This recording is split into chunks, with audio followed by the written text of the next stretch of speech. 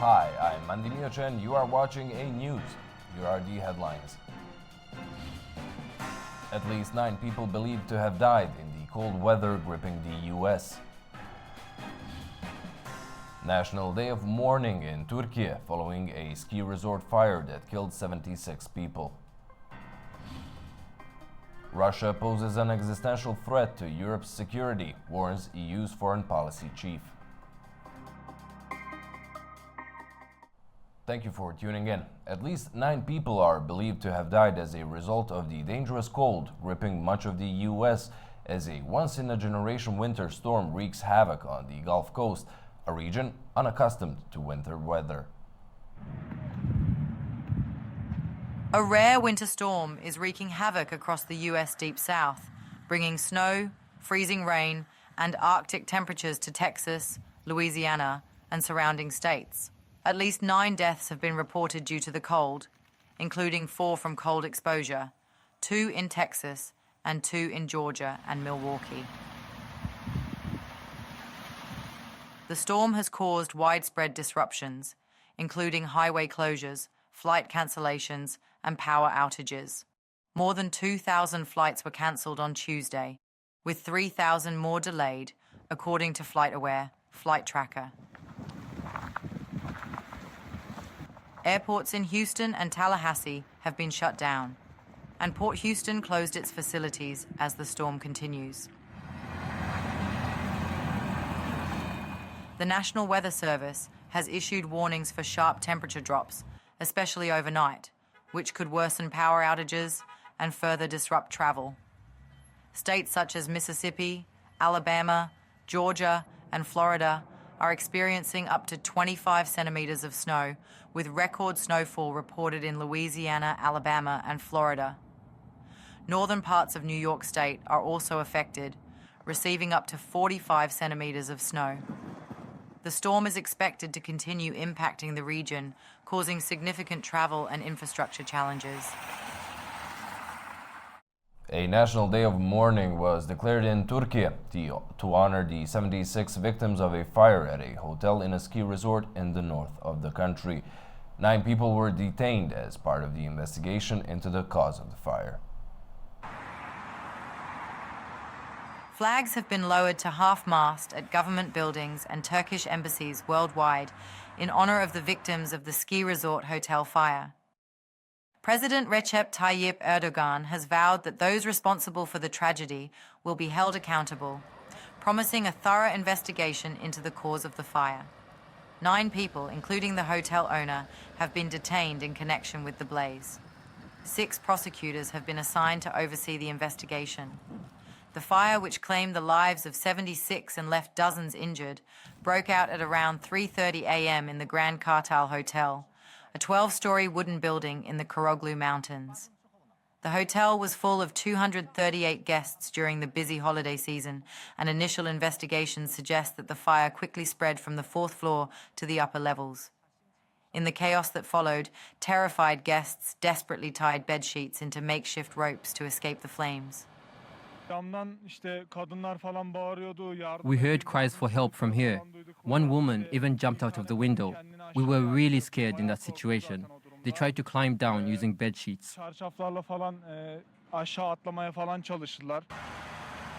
Firefighters, emergency responders, and medical teams from the surrounding areas rushed to the scene. But freezing conditions and the hotel's difficult cliffside location delayed their arrival by over an hour. Despite these challenges, they worked tirelessly for 12 hours to bring the fire under control, finally extinguishing the flames. Our firefighters rescued nearly 30 citizens. Of course, there were flames, and they were trying to carry out their duties under very challenging conditions. There are still firefighting teams on standby at the scene. In the fire, 51 were injured, at least 1 in critical condition. 17 people have been treated and released with minor injuries. At least 2 victims were killed after attempting to jump to safety. As the bodies of the identified victims are returned to their families, efforts continue to identify those still missing. The hotel was inspected for fire safety as recently as 2024, with no reported issues. Yet, some guests claim negligence, suggesting that the hotel's fire detection system failed to alert them to the danger. Rescuers in Indonesia continue to search for survivors after a landslide in the country's central Java province killed at least 19 people. Torrential rain in Pekalongan caused a landslide on Tuesday on a main road connecting the city with a tourist area, the Dieng Plateau. Search and rescue agency Basarnas said that 13 people were injured and that heavy machinery was deployed to clear road access for search teams. The agency warned residents that rain was expected in the next few days, which could cause more landslides and flash floods. Russia poses an existential threat to Europe's security, EU's foreign policy chief Kaja Kallas said at a conference in Brussels, calling for the bloc to boost defense spending. In the meantime, Ukrainian President Volodymyr Zelensky pitched an idea in Davos of deploying European peacekeepers in Ukraine as a security guarantee for the country. European Union Foreign Policy Chief Kaja Kallas has warned that Russia remains a significant threat to European security, urging greater defense investment. Speaking at the European Defense Agency's conference, she stressed that underfunding of defense leaves Europe vulnerable. She pointed out that US President Donald Trump was correct in urging NATO members to allocate a greater share of their GDP to defense. The only language that Putin speaks is the language of strength. The EU has strength. Together, EU member states' economies are 17 times bigger than that of Russia's economy. We must force his hand to show him that he will lose, and stop him before he attacks one of our own. Meanwhile, Ukrainian President Volodymyr Zelensky, speaking at Davos, emphasized the need for substantial international support to safeguard against future Russian aggression. On Tuesday, Zelensky proposed the deployment of at least 200,000 European peacekeepers as part of a security guarantee for Ukraine following any ceasefire deal. 200,000, it's a minimum. It's a minimum.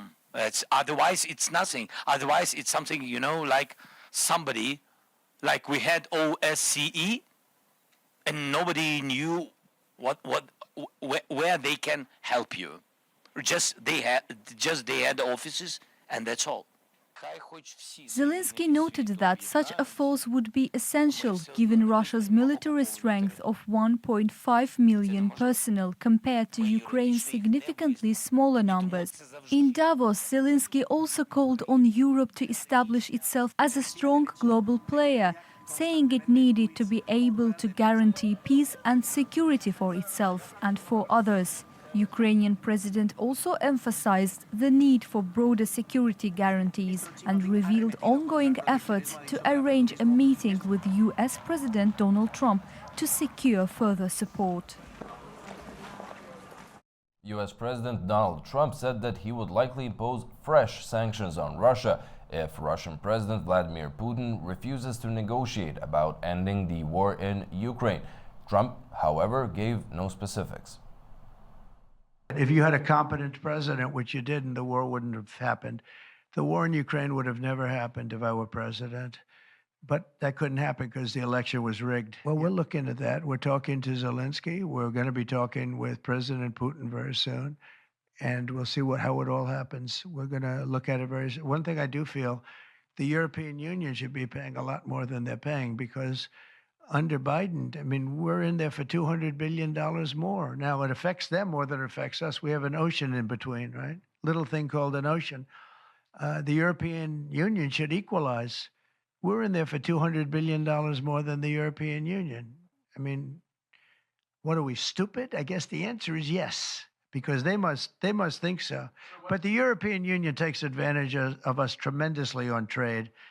Donald Trump announced billions of dollars in private sector investment to build artificial intelligence infrastructure in the United States. In a White House briefing, Trump said that OpenAI, SoftBank, and Oracle are planning a joint venture called Stargate. Executives from the companies are expected to commit $500 billion into Stargate over the next 4 years. Details of the new partnership were not immediately provided. U.S. Secretary of State Marco Rubio outlined his vision for foreign policy, emphasizing national interests as his top priority. Speaking to State Department employees, Rubio pledged to make the department the centerpiece of the new administration. He said that while the U.S. will always strive to prevent conflict, it will never do so at the expense of national security, core values of the country and its people, or national interests. Thousands of migrants from South and Central American countries are stranded at the Mexico-U.S. border after a series of Trump's executive orders on immigration, including suspending an app that allowed migrants to seek asylum at the border. As Donald Trump was sworn into office on January 20th, thousands of migrants in Mexico were left stranded as their CBP-1 appointments were cancelled. The application was used by migrants to secure legal entry into the U.S. The move, part of a broader crackdown on immigration, has left many fearful for their safety, with reports of violence and extortion against migrants growing. In Ciudad Juarez, a Honduran migrant was attacked just hours after Trump's speech. Even here, right here in Juarez, criminals caught migrants in a place. I don't remember where, and they extorted them. They took $1,400 from each one in the family. So as we have limited resources, it's an amount. They ask for a lot. So some have been injured, others did not make it, others have disappeared, and others have had the opportunity and the privilege to be able to hand the money. Meanwhile, in Tijuana, shelter directors and local authorities are under pressure to manage the growing migrant population, though many believe the responsibility for safety lies with the U.S. government, not just local shelters. As the USA reinstates the Remain in Mexico program, migrants are now weighing difficult choices, with many considering returning to their home countries or seeking alternative routes to the U.S. My plan A is to wait for a new app or asylum application to come out so I can enter legally. I don't want to enter the US illegally because it is not right. There are legal processes we must follow thoroughly to enter legally. Meanwhile, I'll keep on working in Mexico to sustain myself.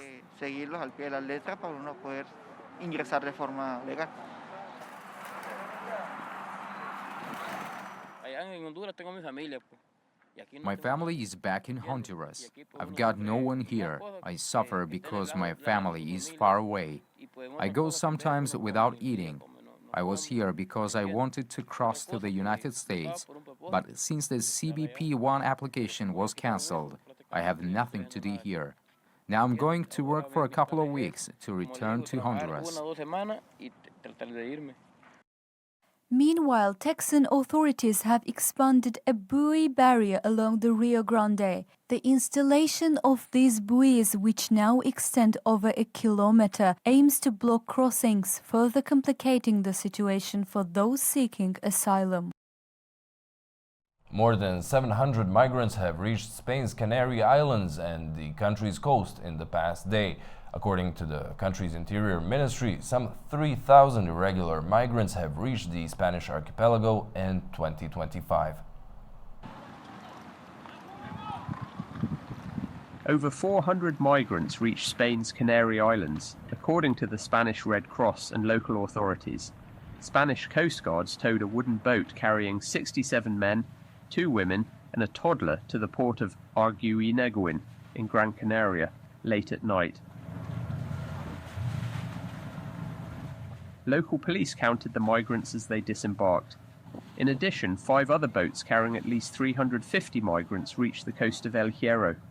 The Canary Islands, located about 125 kilometers off the coast of northwestern Africa, have seen a significant increase in migration, primarily from Mali, Senegal, and Morocco. At least 46,000 people arrived through the increasingly dangerous Atlantic migration route in 2024.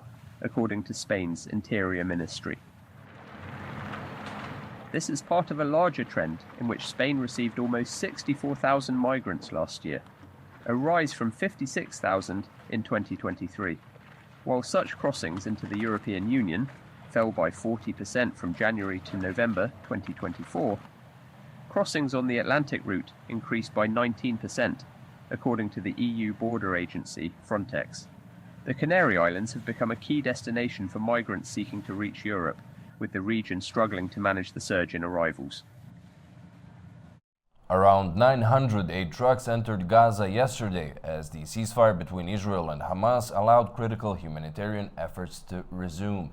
According to the deal, during the initial 6-week ceasefire, a minimum of 600 trucks will be allowed to enter the enclave daily.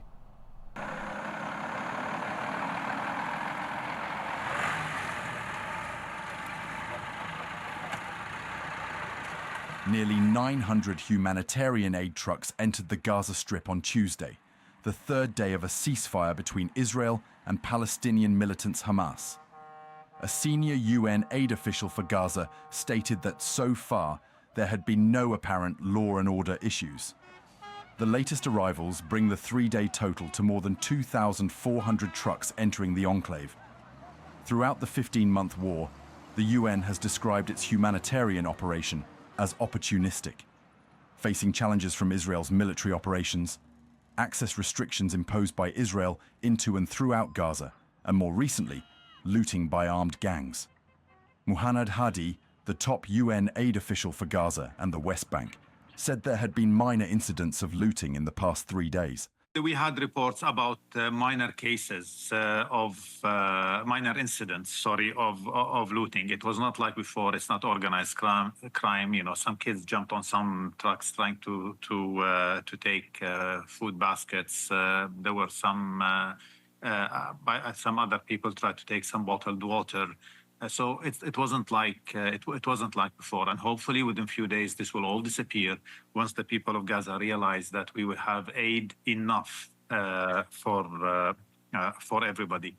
Let's not assume that because there is a ceasefire, life is going to be rosy and our work is going to be a walk in the park.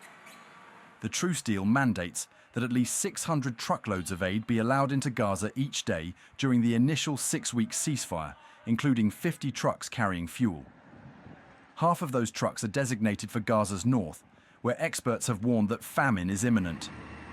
Office for the Coordination of Humanitarian Affairs outlined humanitarian priorities in Gaza, including food assistance, reopening bakeries, providing healthcare, restocking hospitals, repairing water networks, delivering materials to repair shelters, and reuniting families.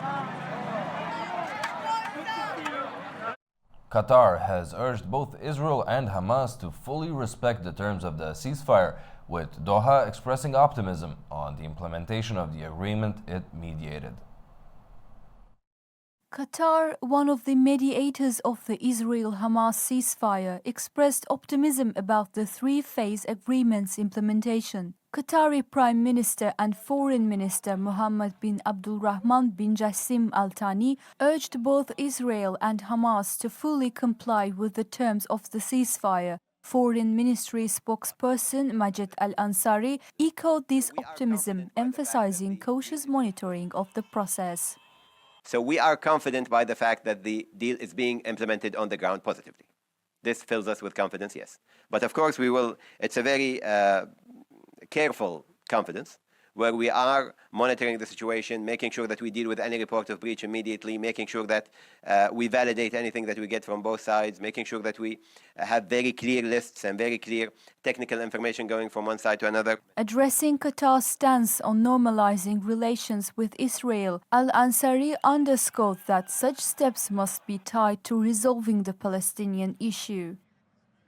Our position has been always very clear. Normalization with Israel has to be on the side of and a permanent solution to the Palestinian issue.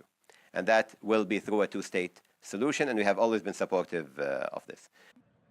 Al-Ansari also mentioned ongoing preparations for the second phase of negotiations alongside partner nations. China, the world's biggest emitter of greenhouse gases, installed a record amount of renewable energy last year, according to the National Energy Administration. Beijing has committed to bring carbon emissions to a peak by 2030 and to net zero by 2060. China, the world's second-largest economy, added around 277 gigawatts of solar last year, an increase from the 217 gigawatt added from the previous year, the National Energy Administration said in a statement. It also expanded its wind power by nearly 80 gigawatts. The total installed capacity of solar and wind power were around 887 gigawatts and 521 gigawatts respectively. President Xi Jinping in 2020 set a target for at least 1,200 gigawatts of solar and wind capacity installed by 2030. China surpassed this target last year, almost 6 years earlier than planned, and it has built almost twice as much wind and solar capacity as every other country combined. Beijing invested over $50 billion in new solar supply capacity from 2011 to 2022. Over in the United Kingdom, the annual Winter Lights Festival returned to the streets of London. The festival, set to run until February 1st, showcases installations by artists from all around the world.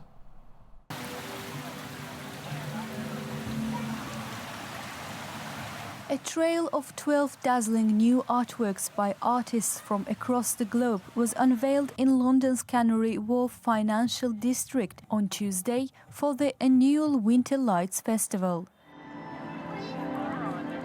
The installations brought a glimmer of brightness and illumination to the grey and wintry cold of the British capital. The artworks included a towering stack of bathtubs pulsing with the light and sound, the UK's first illuminated bird in flight, a larger-than-life portal, black holes and mirages. London is such a metropolitan, wonderful city, and I think Canary Wharf is representative of that. We'll have so much of that tied into the tapestry of who we are and the artworks that we've commissioned. So yeah, it's incredibly important to us, and that's all of our events almost are free and accessible. So it's great that both the communities can either be part of it with the artworks that are created, also for the visitors, everyone to feel involved, a part of Canary Wharf and part of the exhibition. Artists from around the world showcased their installations, drawing inspiration from their diverse backgrounds. We wanted to create something that is beautiful and to be admired, but is essentially a mirage and can't be trusted. And that is an analogy for social media itself.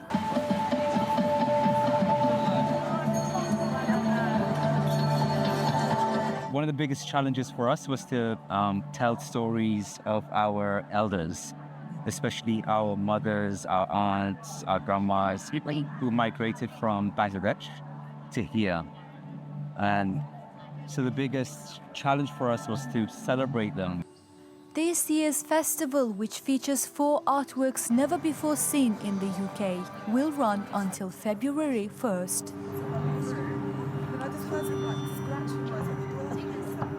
Well, that's all we have for you for now. Thanks for watching and stay tuned to A News.